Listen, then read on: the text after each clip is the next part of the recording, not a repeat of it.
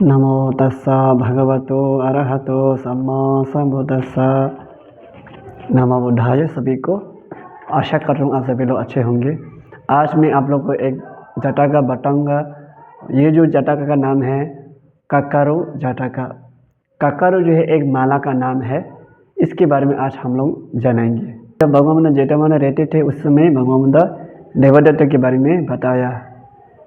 कुछ भिक्षु लोग ने धामा हॉल में बैठकर देवदत्त के बारे में चर्चा कर रहा था कि देवदत्त जो है एक जन्म में पिछले जन्म में उन्होंने झूठ बोला, इसके कारण उसका मुंह से खून आग का खून निकाला। इसके बारे में बातचीत कर रहे थे तो भगवान उस समय आया, आकर पूछा कि भिक्षु लोग आप लोग क्या बात कर रहे थे। मैं आते समय उन लोग ने जो जिसके बारे में बातचीत कर रहे थे उसको बताया कि भगवान ने बोला कि देवदत्त जो है ये पहले बार नहीं, उनका पहला एक जन्म में उनको ऐसे बहुत बड़ा दुख भोगना पड़ा, झूठ बोला इसके कारण। तो जैसे भिक्षु लोग ने भगवान से अनुरोध किया कि हमने ये जो पिछले जन्म का कहानी बताइए उसका। तो भगवान बोलता है कि जब राजा ब्रह्मदत्त बनारस में राज करते थे उसी समय एक दिन उस शहर में बहुत बड़ा फेस्टिवल होता है और उसमें बहुत लोग आता है, बहुत लोग एंजॉय करता है, बहुत लोग नाच गान करता है। बोलते उसी समय में उसमें तावा टिंसा से 4 देवता लोग भी आए थे, बोलते वो उनको देखने के लिए, वो फेस्टिवल को एंजॉय करने के लिए। लेकिन वो लोग जैसे आया कि वो जो देवता लोग के पास सभी का बस एक एक माला फूल का हार पहना हुआ था और जिनका जो सुगंध जैसे वो लोग उस शहर में आया पूरा शहर में फूल का जो सुगंध जो है फैल जाता है, बोलता है। तो आदमी लोग पूरा हैरान हो जाते और चिंता हो जाते कि ऐसे सुगंध हम लोग को कभी मिला नहीं है और ये कहाँ से आ रहा होगा।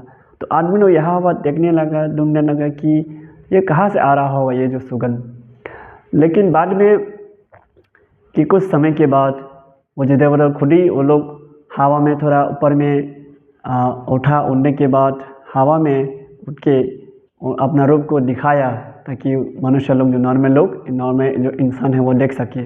देखने के बाद फिर आदमी लोग बहुत आश्चर्य के साथ, हैरानी के साथ पूछने लगता है कि आप लोग कौन हैं और आप लोग कहाँ से आए हैं। ये जो देवता लोग बोलते हैं हम लोग जो है तावा टिंसा लोग से आया है और पूछता है आप लोग इधर क्यों आया है। फिर देवता लोग उन्होंने जवाब दिया कि हम आपका फेस्टिवल को हम लोग भी इंजॉय करने के लिए आया है। और पूछता है कि आप लोग अब ये जो क्या हार है जो आप गले में पहना हुआ है जिसका जो सुगंध पूरा शहर में फैल जाता है। फिर देवता लोग बोलता है ये जो है हमारा देवता का एक हार है, ये जो इसका नाम है कक्कारू। फिर उसमें से कोई आदमी बोलता है कि तब तो आप लोग का देवता लोग में तो बहुत सारे इस प्रकार का हार होंगे आप लोग के पास, तो आप लोग जाने से तो और भी आप लोग के पास होंगी, तो कृपया अगर हो सके तो हम लोग को इसमें से एक दे दीजिए हम लोग के लिए। फिर वो देवता जो लीडर है जो सबसे बड़ा है वो बोलता है कि ये जो हार जो है हार कोई नहीं पहन सकता है, सिर्फ जो व्यक्ति शीलवान है जिसका आचरण अच्छा है वही ये जो हार को पहन सकता है, बल्कि उन्होंने आदमी लोगों को समझाया। उसी समय में ये जो देवदत्त जो है उस समय में उसी जन्म में वो जो राजा ब्रह्मदत्त का चीफ एडवाइज़र, राजा को एडवाइस देने वाला जो मुख्य एडवाइज़र था, सलाह देने वाला, वो भी वहाँ पे था। और वो लोग भी सोचा कि ये एक अच्छा मौका है और मैं झूठ बोल कर अले को एक ट्रिक ऐसे करके मैं इनका माला को ले लूँगा। तब जब मुझे ये जो माला मिलेंगे तो आदमी लोग सभी लोग सोचने लगे कि मैं बहुत शीलवान हूँ, मैं बहुत अच्छा इंसान हूँ और आदमी लोग मुझे बहुत सम्मान आदर करने लगेगा। यही सोचकर उन्होंने शुरू करता है, बोलता है सर कि आपने जो बताया है वो जो गुण मेरा पास है और आप वो जो हार मुझे दे सकते हो। फिर उसके बाद फिर जो लीडर जो देवता जो लीडर है वो फिर से बोलता है कि ये जो हार है वही पहन सकता है जो चोरी नहीं करता है, जो झूठ नहीं बोलता है, जो खराब काम नहीं करता है, जिसका अच्छा आचरण है, वही ये जो हार को पहन सकता है। तो फिर से जो मुख्य जो एडवाइज़र है, चीफ एडवाइज़र, वही बोलता है कि आपने जो बताया जो गुण वो सब मेरा पास है और आप जो हार मुझे दे सकते हो।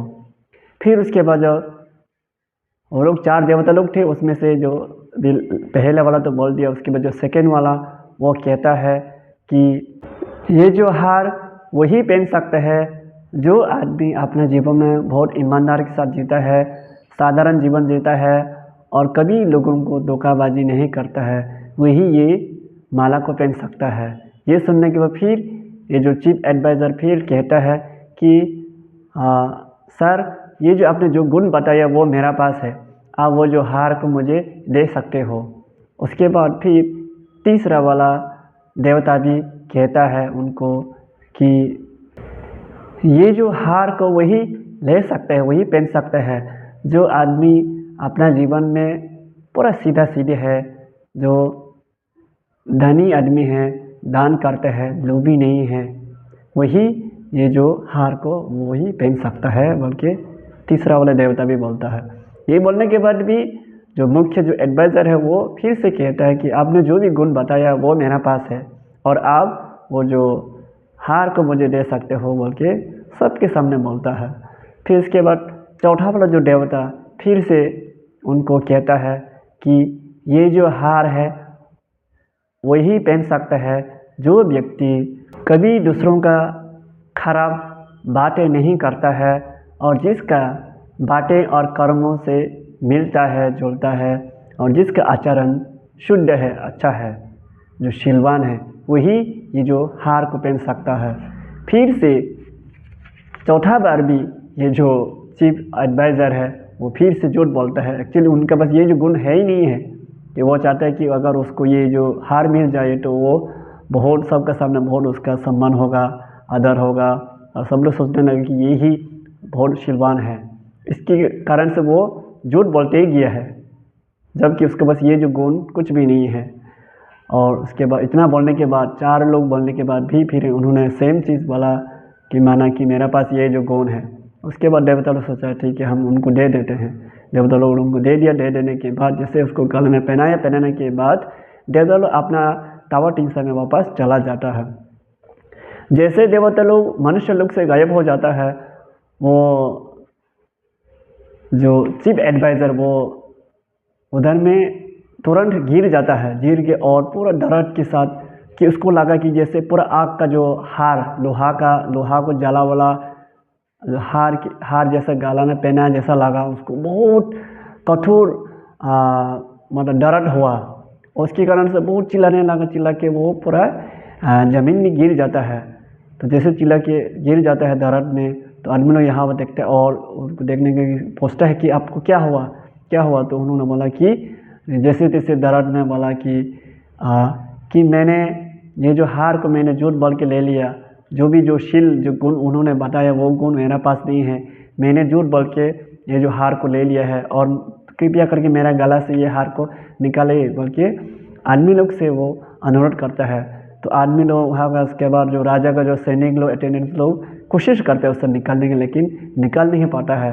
तो वहाँ से वो जो फिर से उसको पैलेस में ले जाता है।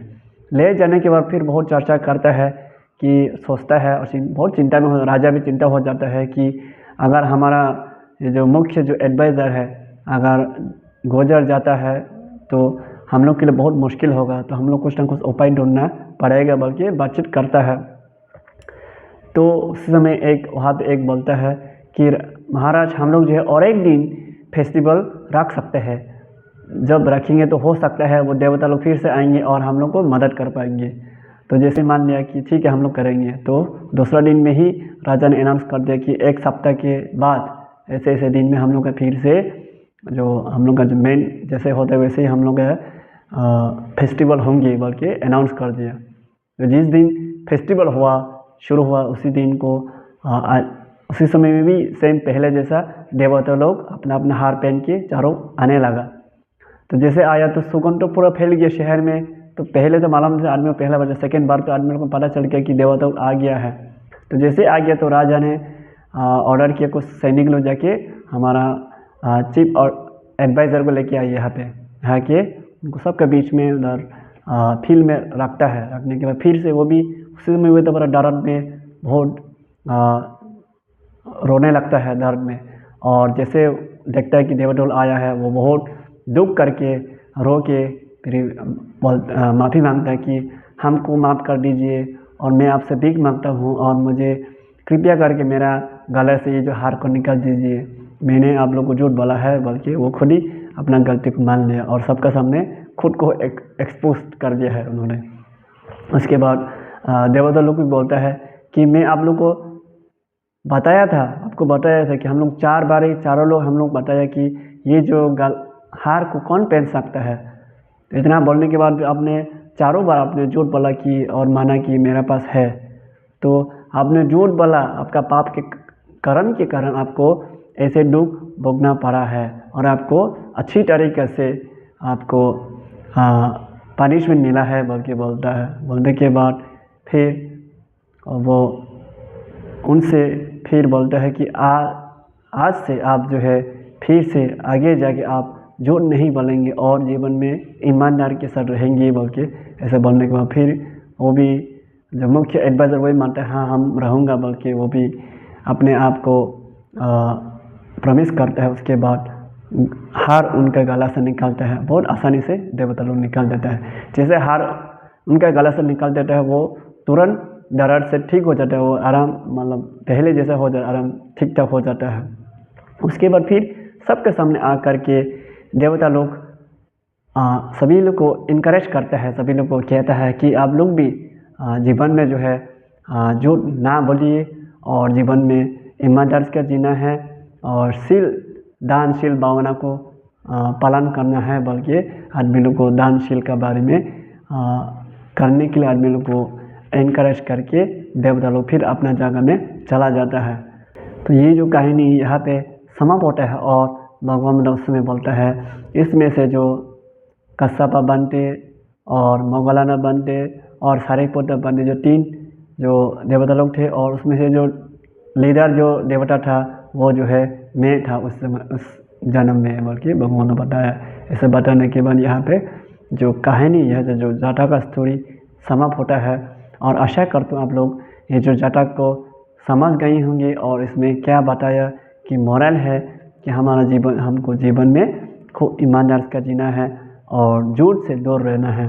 और जो कोई भी हमारा जो बुद्ध धर्म को पालन करता है वो सभी को मालूम है कि हमारा जो बुद्ध धर्म है वो सच्चाई के ऊपर है। तो इसीलिए अगर हम बुद्ध धर्म को मानते हैं, उनको मानते हैं, तो हम हमेशा सच्चाई बनना है, हमेशा जीवन में ईमानदारी के साथ चलना है, किसी के साथ धोखाबाजी गलत काम नहीं करना है। तो इसके सब मैं यहाँ पे समाप्त करता हूँ। आप सभी का सुखी हो, मंगल हो, कल्याण हो। भवतु सर्वमंगलम्।